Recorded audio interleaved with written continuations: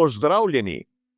22. aprila so pri Ferrariju imeli snemalni dan na progi v Monzi. Kaj so tam preizkušali in kaj lahko iz vsega razberemo, kot običajno v naslednjih minutah.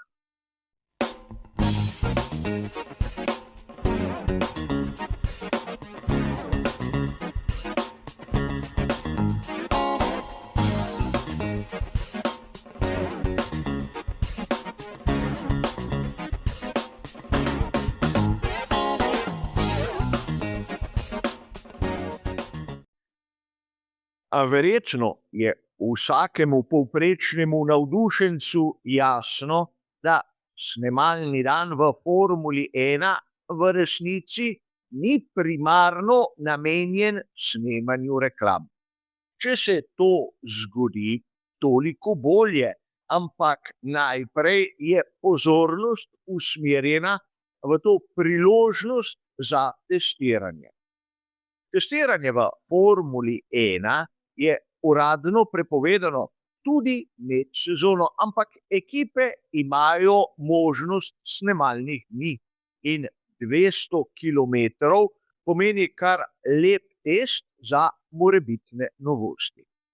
Pri skuderiji Ferrari so 22. aprila izkoristili, imenujemo jo to izjemo, to možnost in seveda pripravili novosti za prihajajočo veliko nagrado Miamija in po mojem predvsem veliko nagrado Kanade. A najprej je treba poudariti dve izjemno kratki zadevi.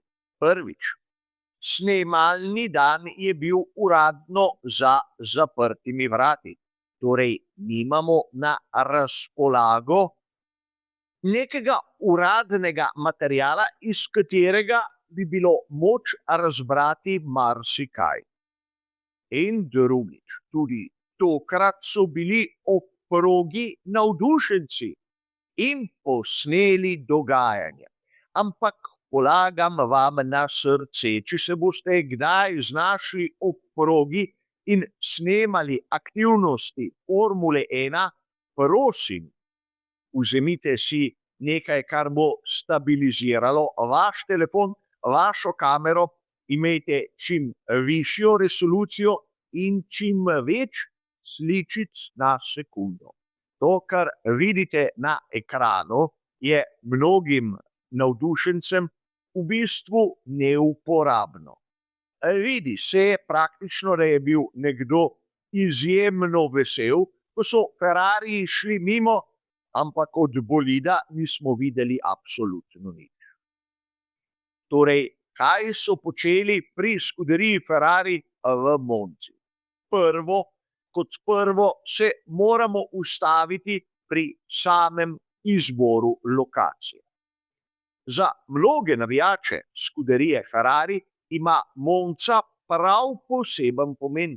Tempelj hitrosti, proga, kjer so se odvile vse velike nagrade Italije, razen ene, in še bi lahko naštevali. Ampak treba je poznati karakteristike proge.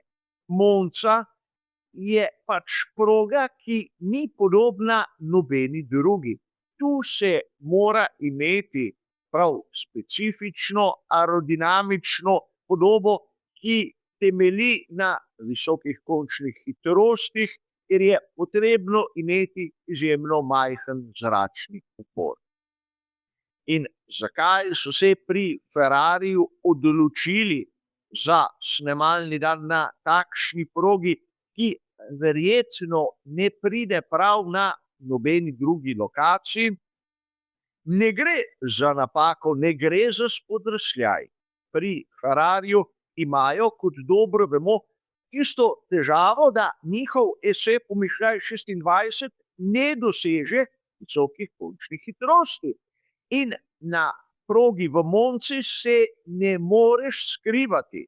Tu ni izgovorov, tu se takoj vidi, kaj je z bolidom narobe, posebej pri doseganju visokih hitrosti, kajti ravnine so tu izjemno dolge in nimaš toliko tako imenovanih tehničnih sektorjev. In drugič, točka, na katero se mnogi nekako ne ozirajo.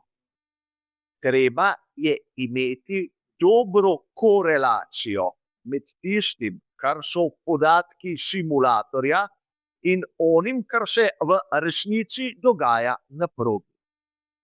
Pri Ferrariju so morda želeli preveriti, ali simulator deluje v tisti smeri, kot si želijo. In seveda zato je bilo potrebno zadeve preizkusiti tu, kajti delati bodo morali, kot sem že omenil, na doseganju visoke končne hitrosti. In verjetno tudi vi ste slišali kar ogromno govoric o tem, kaj so pri Ferrariju pripravili novega. Pustimo sedaj pri strani one nebuloze o novem pogonskem sklopu. O tem smo že govorili. Sistem A-Duo bo mogoče uporabiti tam okrog velike nagrade Kanade ali še kasneje. In seveda pred veliko nagrado Belgije bomo težko videli pravzaprav kakršne koli spremembe. In treba je povedati, da nekateri avtori so govorili o tem, kako bo Ferrari SF26 imel skorajda polovico novih delov. Kar je zopet po mojem skromnem videnju rahlo pretiravanje. Namreč tudi za Ferrari veljajo omejitve v samem vetrovniku, omejitve proračuna, podobno kot za vseh preostalih 10 ekip. Torej, da bi kar tako zamenjali polovico vseh delov na bolidu, se mi zdi malce preveč. Ampak, kljub vsemu, menim, da so pri Ferrariju šli tu v dve smeri. Prva in najbolj logična je zniževanje mase.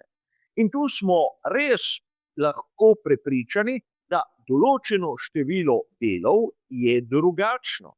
Ampak ne gre za drugačno obliko, ampak za zmanjševanje mase, za praktično del, ki ima manj materiala. Poenostavljeno povedano, odpilili so vse, kar se je odpiliti dalo. In to morda lahko tudi sovpada s tistim, da ima polovico drugačnih delov. Ampak iz materiala, ki je na voljo, in seveda tu je treba poudariti, da kvaliteta posnetkov ni nekaj navdušujočega, je treba omeniti, da smo pri Ferrariju videli zopet Macareno. Torej ta zadnji aerodinamični stabilizator, kjer se pomožna profila prekucneta. In seveda gre za popolnoma novo različico. Prvič, zaradi specifik proge v Monci. In drugič, ker so morali odpraviti težave, ki so jih imeli, na primer, na veliki nagradi Kitajske. Začnimo s tem. Spomnimo se, da je imel Lewis Hamilton težave.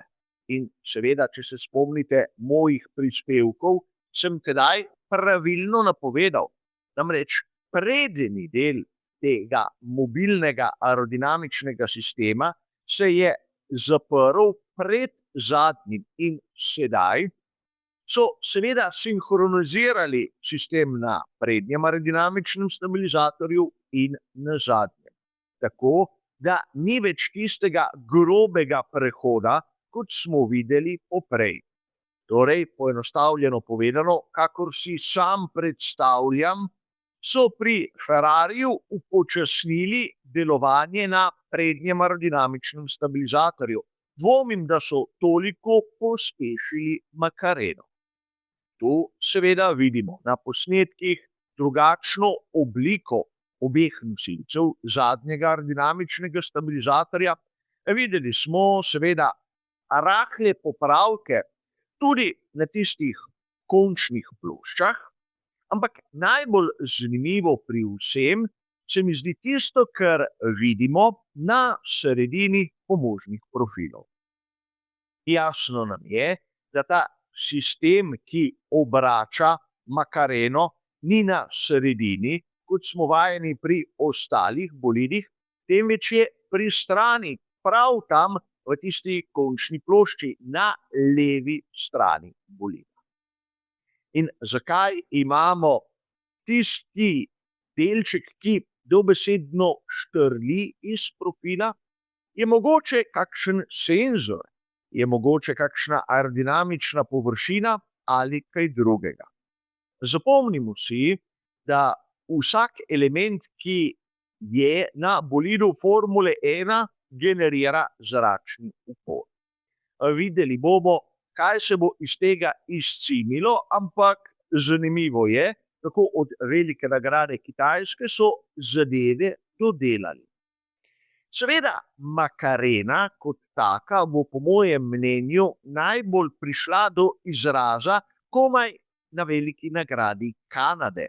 Prej dvomim, čeprav ni za izključiti, da jo bomo videli tudi na veliki nagradi Miamija, ampak morda zopet samo na prostem treningu.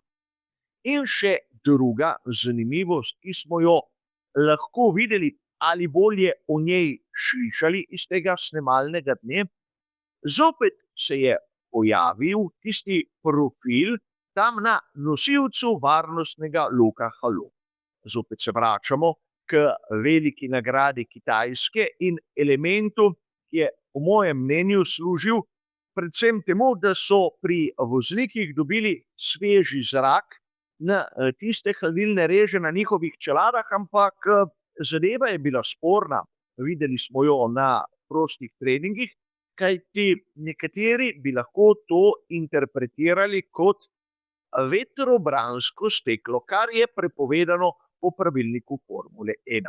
No, sedaj je prišla na dan druga različica in videli bomo, ali bo uporabljena na naslednjih dirkah in ali se bo kdo pritožil. Tako, kar se tiče tega snemalnega dne Scuderie Ferrari v Monzi, je to vse. Ampak to še ne pomeni, da v naslednjih dneh ne bomo obdelali drugih ekip, predvsem Red Bulla, kjer so prav tako imeli snemalni dan. A za danes je to vse. Hvala za vašo pozornost in nasvidenje.